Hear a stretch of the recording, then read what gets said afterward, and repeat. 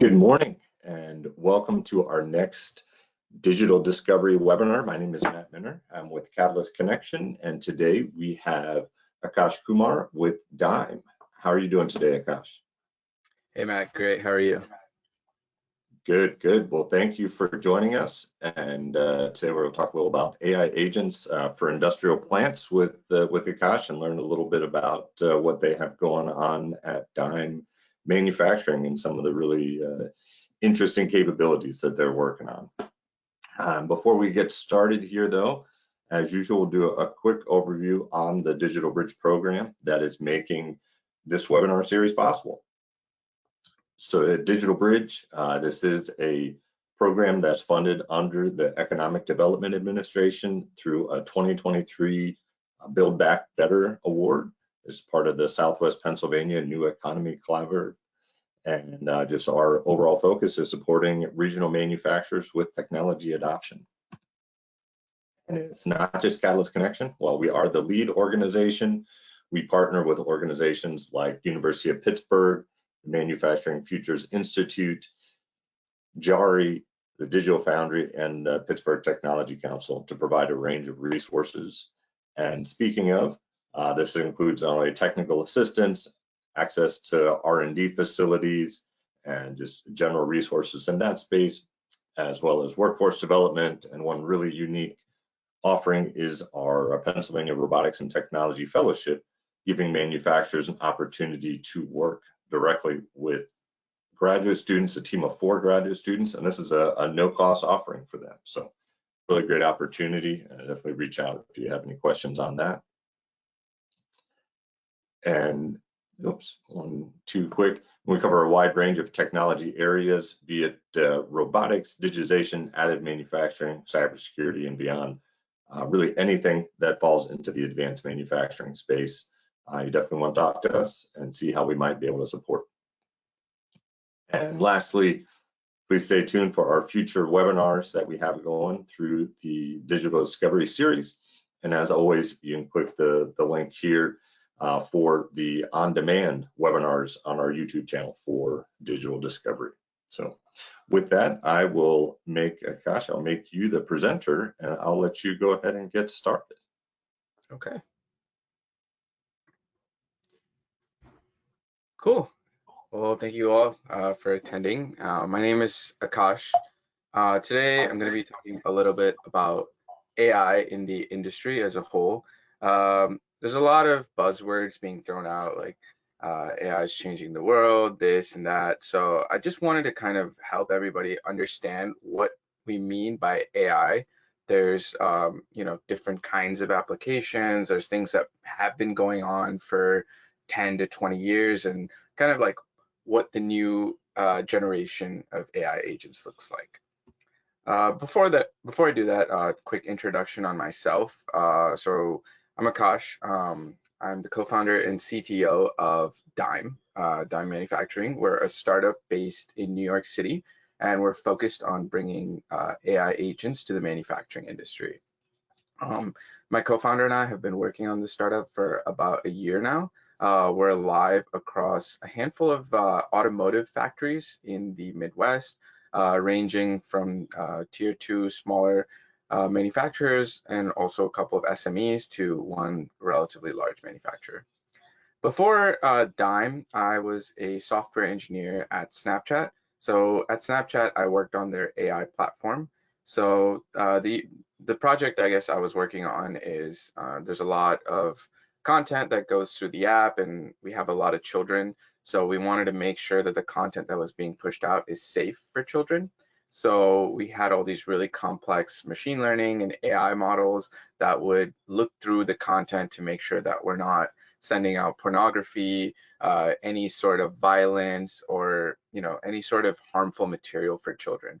So that was kind of my main project there, and I built the entire pipeline to aid and assist in that. Prior to my job at Snapchat, I went to grad school at Georgia Tech, where I studied artificial intelligence with a concentration on computer vision. I worked with the professor who leads the autonomous driving at Argo AI at the time. And yeah, before that, I was an undergrad over at Michigan, also studied computer science. Um, so what is AI? AI has kind of today three broad definitions of what people think of in their head as AI. So at the very early stages, we call this machine learning. So machine learning is simply just relationships that you learn within data. So a good example is if you're watching Netflix or if you're on Facebook, you might see that a lot of the content might be targeted towards you, or you might see like shows that you should watch, things like that. So these are called recommender systems, and all it's really doing is it's listening to the way you interact with the app, and then it's telling you like, hey, here's other things that you might enjoy. So moving forward, I mean, this kind of stuff like recommender systems, linear regression has existed for a really long time. So they started kind of becoming a thing in the early 2000s and are pretty much used in any large scale tech company these days. The newer technology is generative AI and LLMs. LLMs stand for large language models. And what they do is they're able to understand tasks in English, and they're able to kind of respond to you and generate the exact output that you're looking for. And some examples are like ChatGPT or Claude. I'm sure a lot of you have like played with ChatGPT. Happy to kind of go into examples of how that could be useful in the industrial setting. And at the very end of this is what we call AI agents. So AI agents are specific agents for a particular workflow or a vertical. So this could be something very, very curated for your business use case. And there's many examples of this, but most of the companies that are working in this space are startups right now. I can't really think of any large scale company that's offering this just out of the box to consumers. And this is where our company Plug comes in. Uh, Dime essentially builds AI agents for different use cases in manufacturing. So the first part of machine learning, how does that kind of apply to industry, and how can you use some of these signals for your benefit? Machine learning is nothing but cause and effect relationships. Kind of briefly touched about the recommender systems where the machine can kind of pick up signals of all the previous content you've used, or maybe the previous shows you've seen, and can recommend new shows. It's really just analyzing metadata within the shows to see like, okay, like does this person like thrillers? Do they like horror? Do they like romance? And then based on those signals, it's able to kind of give you new recommendations and keep you hooked. Because I mean, if you're someone who absolutely does not like horror movies, and if I only showed you horror movies, you're most likely not going to use my app, right? So that's generally the idea behind it. But in industry, this can, again, hold a lot of different use cases, but a really common use case we see is using vibration sensors on rotating assets. So a lot of motors, pumps, centrifuges like have a rotating asset within it, whether it be the fan. And these fans have kind of an acoustic signal that comes out, and vibration sensors are really good at picking it up. So when we put a vibration sensor on top of these rotating assets, the frequency can kind of vary within a normal range and an abnormal range. So over time, what you can do is maybe in like a 1 month or 2 month period, you can listen to these like vibration signals and see exactly when your machines are failing versus when they're running operationally. And based on this relationship, you can kind of train a model, or in a lot of use cases, there are companies that pretty much just sell you the solution. You just buy a sensor and it gives you a ping to your phone or something like that, like saying that your machine's about to break. But these are generally very effective. We've seen a lot of use cases where they've caught in a lot of machine breakdowns before they happen. And they're honestly relatively cost effective as well. The average IoT sensor fully connected to a software system that does this almost end to end could cost you about $1,000. So it's a very effective way of using this in the industry. So the next one, generative AI and LLMs. For those of you who've played with ChatGPT, you know it can do a lot, and you pretty much prompt it in plain English. So you're asking it to, like, in this case, I'm asking it, can you write me an email? I have an issue with one of my parts and I'm not able to get it to my customer. Can you please write an email that explains to them why? And I love using this kind of stuff just because, I definitely make grammatical errors, or I need to put together like a presentation or something, and it's more difficult for me to go line by line, so kind of let ChatGPT do it for me. The cool thing is it's completely free. You don't have to pay for the premium version, but if you were to get to the premium version, it does have a lot of cool functionality.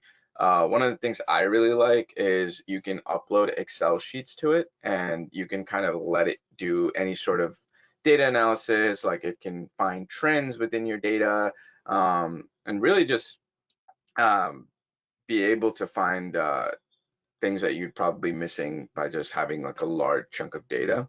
Um, but yeah, this is a really cool application of what we call AI today. It's able to kind of generate different things. So AI agents. So here's where we are, mostly startups working in this space. There's some really, really good use cases that have kind of already been found and that could be really useful. Uh, I would say the most advanced use case, which is being used across the board here, are phone agents. So what do phone agents mean? Like, I'm sure you guys have all talked to an airline, like you've called Delta, American, United, whatever it is, and there's some sort of robot saying like, hey, pick option 1, 2, or 3, or say what you're calling about. So these aren't exactly AI agents. What they're really just looking for is keywords. So if I say something like, select an option 1, 2, or 3, and you select 1, it basically routes you to another phone number which another agent is behind. But today, phone agents are pretty much like calling that end person. And for that, I have a live demo set up. Just get it started. So this agent has actually been set up for a car dealership.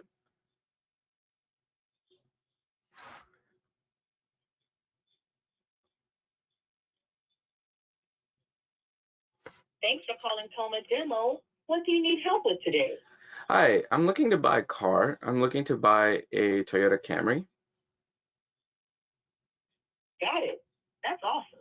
But Actually, sorry, not a Toyota Camry. I want a Toyota Highlander. if you need to schedule a service appointment or have questions about your current car, I'm here to help. Yeah, actually, let's set up a service appointment. Great. I'm happy to help you with that. Can you tell me the year of your Toyota Highlander? Yeah, it's a 2018. Awesome. Thanks for that. What service do you need for your 2018 Toyota Highlander? Yeah, so I need an oil change. Got it. You need an oil change for your 2018 Toyota Highlander.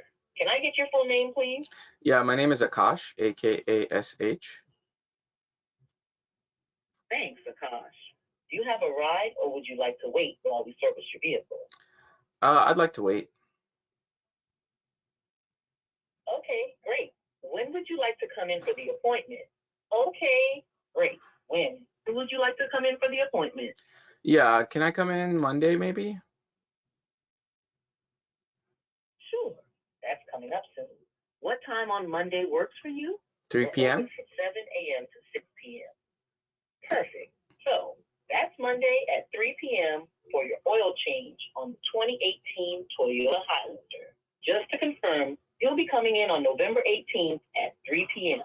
Is that correct? Yes, that's correct. Awesome. Is the number you're calling from 2489-247-160 your preferred contact number? Yes, that's it. Great. So to recap, your appointment is on November 18th at 3 p.m. for an oil change on your 2018 Toyota Highlander. We'll send a confirmation to the number you provided. Do you need any further assistance? No, that's all. Thank you so much. You're welcome. Thanks for calling Toma. So that's what a phone agent does these days. It can sit there, take appointments, come up with service requests, and in the more advanced stages, people are also figuring out how to run downstream tasks with that.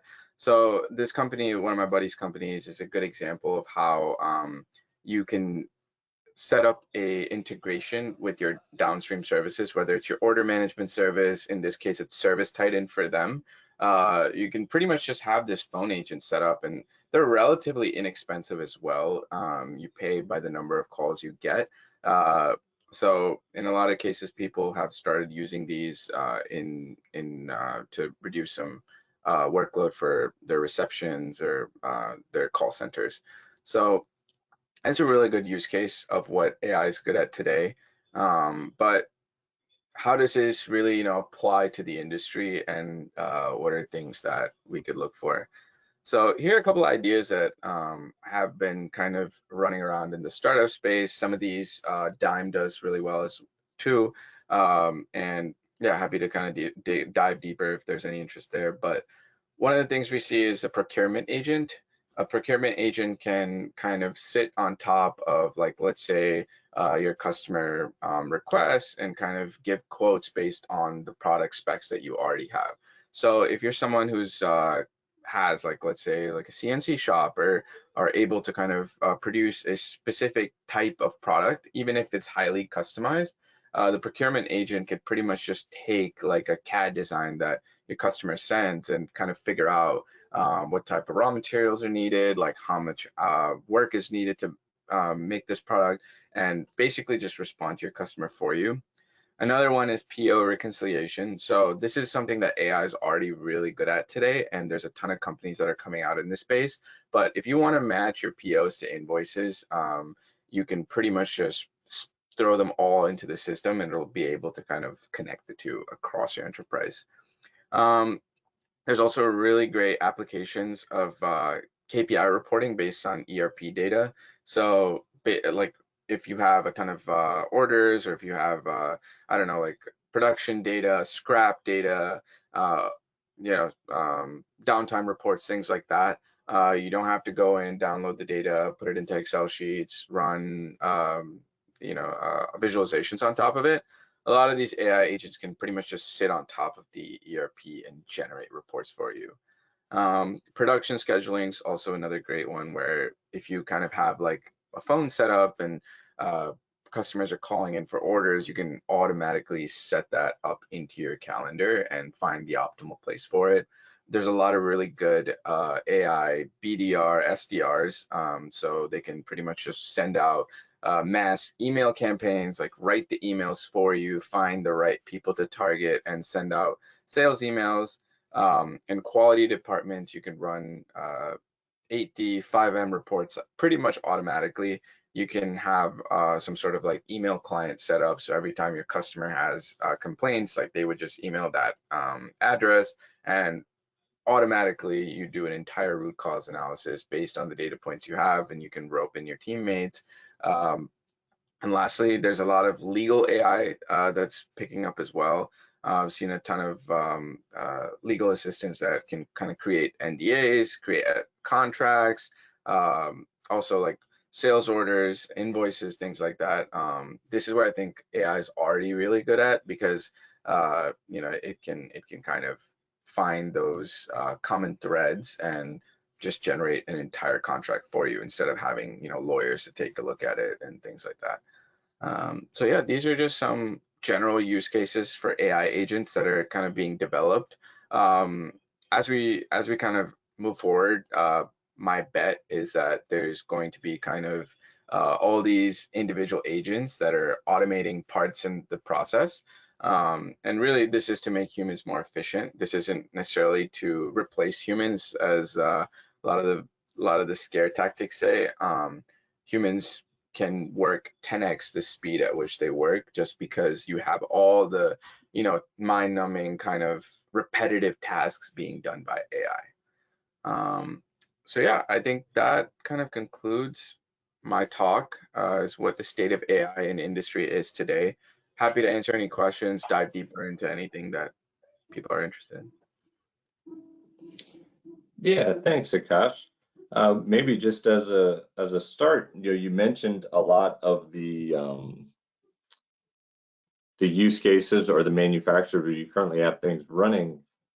Maybe share a little bit more. How is Dime being leveraged by manufacturers, and in particular, some of the small and mediums? Yeah. So a lot of our customers use us for predictive maintenance studies. So like I said in the second slide, the way we work is we actually partner with that company right there, Pepperell and Fuse. So we'll basically sell an entire sensor package where their sensors get shipped out. You guys would put that on your rotating assets, and Dime essentially reads that data and is kind of that layer that will alert you before your machines are about to go down. So that's one use case that a lot of our customers have been using.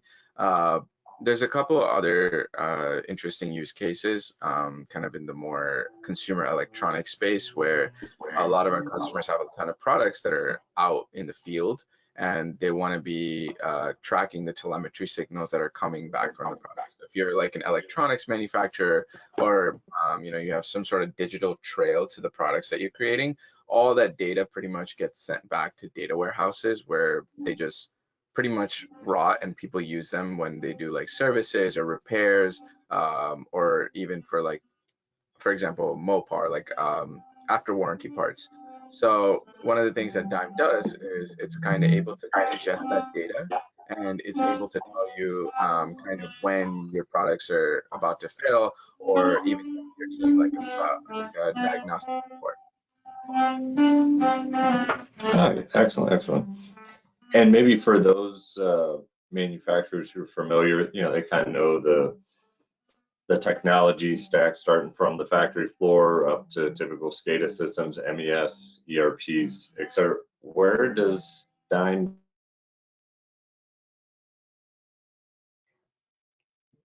Sorry, you in cut that? out. Like, what do the companies say? What are the problems and challenges that what would make it? What maybe this is going to do us? Sorry, you cut out there, but if I understand your question correctly, it's for the manufacturers that have a tech stack already built out using like ERP, MES systems. Yeah, that's correct. Yeah, so yeah, that's a great question. That's one of the things that Dime is really good at, is kind of centralizing that data repository. So it makes total sense where you might have a lot of business related data, right? Like logistics or incoming parts, inventory data sitting in one system, like typically an ERP, and then you have production level data coming from, like, let's say, an MES system. And then you might even have like some sort of PLM system that's like testing different SKUs of the product. So all these different systems kind of live separately, and Dime essentially consolidates these systems and runs the analytics on top of it. So one of the things that Dime is used for today is, how does my production line stand? Is there any sort of cycles, or is there any sort of room for improvement? And the way we do that is we essentially track cycle data by cycle by cycle. We see exactly how long the cycles take that's coming in from the MES, and we're also able to kind of measure the scrap rates of this many cycles are made by the machine. Maybe the scrap reported was, I don't know, like 200 parts, but machine made 250 cycles.